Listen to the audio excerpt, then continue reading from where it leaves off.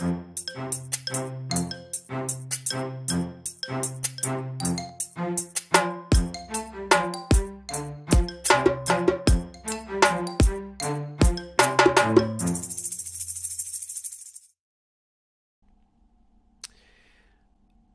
warm welcome back to the Information Security Stack, together with me, Daniel Gustafsson and Kim Hindart. Today, Kim, we're going to start to kick off a new program in our little podcast. You came up with a great idea. You do sometimes, and I'm equally impressed whenever that happens, but you did, and I kind of liked it, so here we are. Most of the times we hear a lot of buzzwords, and we hear a lot of fancy expressions that when you start to ask people, do you actually know what this means? It's not necessarily true that everyone has the backstory or understanding of what the benefit of that specific thing is. And now we are going to focus on the specific thing called digital transformation. You might have heard of it.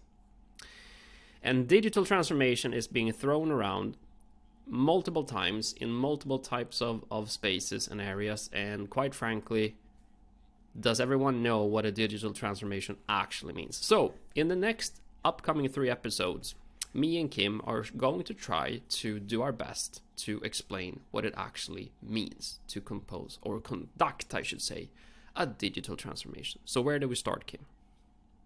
Yeah, because let's be clear also. This is what it means to me. This is what it means to us. Yes. This will have a different meaning probably to whatever person you ask. But I think let's at least discuss what's the whole purpose with digital transformation. What's the business sense? Mm-hmm. Why do we want to do this? As a society, as a business, as any type of organization, why are going digital important? And you might think that this is a new thing, but no. This is actually very, very old thing that's been around for a bunch of years now. I would say 4 decades or something like that. Mm-hmm. So it's been a while. So yeah, it's been more in the focus right now because we start to see when you lag behind, it has a lot of consequences, and that's what we start to see. A lot of legacy that's lagging behind. But okay, let's start with one. I think it's a good thought experiment we have here. This is something that's been thought out when you have a course in enterprise architecture, when you design enterprise processes. The first course, the first workshop you start to do in groups is, imagine you are in charge of a library that will let people borrow books. Yep. Okay, what are the processes you need? You have the funding, you have a facility, and you have people. But what are the processes? And then you can imagine, of course, people start to brainstorm a bit what's needed. Of course, you need to buy books. You need to register books somewhere. Mm-hmm. You need to know who has borrowed what book and when should they return it. Yep. And then you need to have some type of how do they actually return it, and how do you check off that one. And as you can imagine, you can have one huge ledger where you write everything in. So when you buy new books, you write it in the ledger. When you borrow them out, you make a note in the ledger. When people return it, you make that note in the ledger and then borrow it another one. But as you can imagine, this will first of all be a lot of work. Mm-hmm. And second of all, the bottleneck, the narrow point, will be this huge ledger. That's the source of truth, both of what books you've bought, what books you've borrowed out, what are in, because it will fulfill a lot of different needs. People might want to see what books are in, because after a while it becomes tedious to go and search in the shelves and look what books are in. You might want to have some type of catalog to see what books. But then in that catalog, you might want to know what books in the catalog are not just bought by the library, but what are actually available for me to borrow, and what has been checked out by someone else already. And then you have this issue, how do you do that in a cohesive manner, in a coherent manner? And if you can imagine, when everything was done analog, because this course started in 1888. Yep. So libraries been around for a long while, long before anything were digital. Yep. And the physical books are still analog. So even today we have an analog part of a library. With ebooks coming up, that will be less and less, but we still have analog books actually. And I firmly believe we will keep continuing having analog books for a while as well. So I hope so. And yes, I will prove my age and I will say it out loud. I hate ebooks. I firmly hate them. If I'm gonna read something, I want to open a book and I want to read the book. Yes. So that's me, but I'm old, so continue. Yeah. Okay. Anyway, so you can imagine that just by the thought of things, having a digital database where you can register all the books, where you can actually allow people to search what books are in, where you can register who has borrowed what book, and you can register. It's a lot more efficient than having lists with pen and paper. Because imagine if you had one big ledger that was this big source of truth of every book you have in, every book that's been borrowed out. Imagine all the traffic to that single ledger in all the instances. Or would you start to allow people to check out books and the librarians just writing down who checked out what book and then go to correct the ledger later on? That can be also a very tricky part, because how do you match everything then when you have a lot of separate lists? How do you merge them? What if there's conflict in the lists? Yep. And these things. So it was a busy thing. So what did the libraries actually do? Yeah, if you remember back, you who were back in the days when we didn't have this in the libraries, you have this huge catalog with small cards with different colors that describe the book and the author. So you could search through these cards, flip through them, and then you have different colors of the cards depending on if the book was out or not, or returned or not. So you had a small coding system with this huge library. So that's also something. So for you that's been around far too long, but as you can imagine, the benefit of having a digital interaction was very obvious and immediate for libraries. That's why they had these search functions. You could browse through the catalog way long before there was any internet even. That was an offline thing. They had a computer terminal where you could go in and search from their internal database. What books did they have in their library? Yep. And what? So that huge ledger you're talking about essentially is what? It's a database, correct? It's a massive database with tons of information stored into it, and they try to make sense of that data in that huge ledger, which of course was very analog and a pain in the you-know-what in order to keep track of it, correct? So, but we can translate that huge ledger into what we call a database today, technology. Yes. And a database is a lot smarter because a lot more terminals can interact with that at the same time. You can have the same database for people who want to search what books are in. Yep. And what books do they have at the library exactly. And at the same time you can have that database to match for people borrowing books. And you can have the database for people returning books. So librarians can work in parallel against the same data source, and having that as a big source of truth. So digital became a lot more efficient. Even if it wasn't online or anything like that, it became a lot more efficient just by having it in the case libraries. And I hope everyone can see the obvious parts on why you want to have digital help in the library itself. Yep. This is digitalization, changing an analog process to a digital process. Yes. Certain things need to be analog, like I say, the physical books themselves need to have some analog ordering. So you will have a meeting somewhere with the analog meeting the digital. And this is something we will discuss a bit more when analog meet digital, because that's a thing itself. But from the strict point of information itself, that is a lot better handled solely digital. Let's discuss something like bookkeeping and budgets. Yeah. Who makes their budget today fully analog? Some might do, but most of them are older than us, to be honest.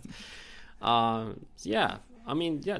Once again, who actually? That's a good little mental note you can take. Do you actually run your own home economic books by analog standard, or do you use digital tools these days? If you're a bookkeeper from a financial sense, Yeah. there's very little having physical books involved in that today, I dare say. So, but it wasn't that long ago that accountants and so on, they kept track of all the transactions and all of everything within huge organizations in paper and in writing in huge cabinets. Exactly. So, when it comes to information itself and keeping and processing information itself, then that's better done digital. That's just the obvious part of it. So this is part. But I wanted to start with this just to people to get a mindset on what are the challenges you overcome by going digital. And then if you start to think about encounters you have in real life in different areas, are there things you see that this is an analog process, but it could be better served being a digital process? I bet you that if you think a bit about it, you can pretty much see immediately. For instance, when you do an application, you might have a digital form filling out the application. So it's not a form itself that you write stuff into. But you see immediately, just by the process of it, that it's handled manually later on by a human. Yep. So you have analog interactions in between. And this is part of the digital journey, taking away as much as possible of these analog interactions. Because what's the one analog thing we will always encounter? Well, it's us. Yeah. It's the humans. We humans are analog. That's the problem. Yeah, regardless of what we think and what we like and what we want to do and how many sci-fi movies we watch and we dream about the day we can turn into robots and just write that script that takes all the human emotions in us. No, it's us. We're the analog part still, always. Yeah. Exactly. So, but I just remember I want to quote an awesome movie, Johnny Mnemonic, with Keanu Reeves. If you haven't seen that, that's a great movie. Go watch John and Mnemonic and then come back and say it was an awesome movie. I'll dare you. Okay, anyways, yeah, do continue. Anyway, he was a courier who converted his brain into data storage. So you can cover data storage. And the awesome amount of 320 gigabytes. Yeah, huge. Meant that he had to sacrifice his childhood memories. Yeah, it was done. The bank was full. If that's the limit of our brain capacity, I don't have high hopes for us because. So that kind of dates the movie as well, because that was a huge amount of data back in the days, right? But not so much, right? Yeah, 320 gigabytes. Yeah, that's a single memory cell on a USB stick today. So yeah, well. Anywho's, yeah. Yeah, but anyhow, so now we are analog. That's the sad part of it. Yep. And you need to have interaction between the digital and analog world in some parts. And since we involve humans somewhere, you do have that. But that said, think about it. Are the processes today, existing things today, that could be all digital a longer while than before you start to involve humans? And I bet you will find that a lot. And then you can argue, but heck, what's going to happen with all the workers now? Yeah. So here you are, Mr. Digital Transformation dude. What about all the people working with the analog processes that you remove? What are they supposed to do? Yes, and exactly, and like I said, it's the same with every change in technology. The horse breeders complained a lot when cars came around. Yep. And as Henry Ford quoted, if the users themselves got to choose what they wanted for innovation, they would say faster horses. Mm-hmm. But yeah, that didn't stop cars. Yep. But we got a lot of other industries compared to that as well. Mm-hmm. And then we have Henry Ford, who had this running band where you stood in the manufacturing industry. Yep. And put things together. Mm-hmm. Bunch of humans stood there and did the same thing repeatedly over and over again. Then Toyota came with a lean production concept, Mm-hmm. and guess what? In car manufacturing today, not many humans do the actual assembly. No, assembly of a car. That's it's robots. Mostly robots. Yeah. The humans operate the robots essentially. Yes. But all of a sudden, you had a new industry, programming robots, designing robot functionality. Exactly. So you had a robotics industry. But it took away old jobs with other type of automation. This is the same transformation that's going to happen in the society. Old jobs will be retired, absolutely. Old jobs and the way we see the world then gets transformed and new jobs start to appear. I mean, just look today, 2021, you can actually make a living on making YouTube videos. That was not a thing 20 years ago or even 15 years ago. But it is today because new jobs appear depending on the digital technology as we evolve. And just as we had a discussion the other day, video editors are in short demand by now. Crazy demand. So you have a lot of work to do on that all of a sudden. Yeah. And why? Because you have a lot of content creators who earn enough money actually contracting staff. Looking for it's good not editors. Just themselves they have on a YouTube channel. Mm-hmm. A lot of the bigger channels have an organization behind them. That 5, 6, 12, 20 people working for them, which you don't see. So yeah, so once again, the whole digitalization creates new abilities and new jobs.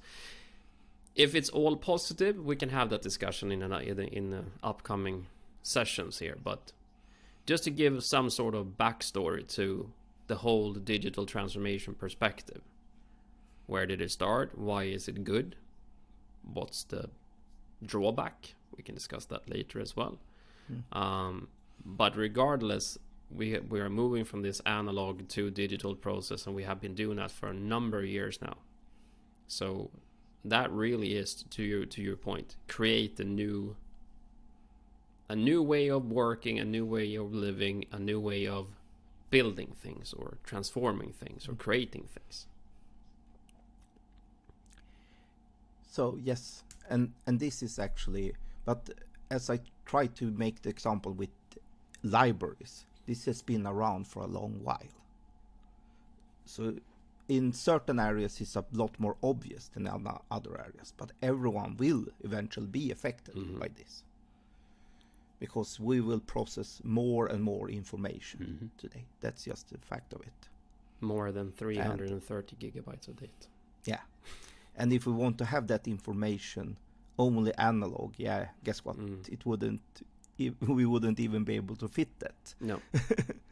And so now, so let's just make a stance here that all of you listening to this right now will go through some sort of digital transformation in your life, regardless if it is within your field of work or in your private life or the way your kids develop in their society today, where everything is digital essentially to them, right? Which was not the case maybe when you grew up. So this is something that we all go through. So digital transformation is inevitable, really, has been for the entirety of man. Even though before we had digital things, we still transformed, we still expanded the way we did things. We developed new ways of becoming better hunter-gatherers back in the days, right? We didn't stand still. So this continuous evolvement of how we act and what we do is part of the whole digital transformation process that we will go through, regardless how much you claim that you do not want to do it. And I'm going to talk about that in a different separate topic here after we're done with the digital transformation. From the beginning to end discussion, we're going to talk about humans and decision making and cultural change beginning to end as well. because that's the second part of digital transformation, which I believe personally is the biggest issue to fix before we can do any transformation of any sort. That's the analog human who doesn't want to change. Why should I change? Why should we change, Kim? Is that even necessary? Yeah, exactly. No, everything should change for the better. As long as I don't have to change. Exactly. Everyone else around me should change, and all the technology should change. I still want to do what I've done for the last 20 years. So anyways, that was the backstory to why digital transformation. So from the beginning to end, this was the beginning. And the next episode, we will go into more technical, practical details. We will talk about this thing called interfaces and a bit more front end and back end. And how do you get that to communicate with each other? Yes. So that will be in the next episode. So this is a 3-part thing we will conduct, and hopefully you will enjoy it. So as always, you'll find information regarding the episodes at citynetwork.eu/podcast. And of course, you'll find the podcast on every social media that is available, and all the channels where you find podcasts and YouTube and all of that great thing. So just search for the information security stack and you'll find us. All right, so we continue on next episode with interfaces, front and back end communication. Talk to you then.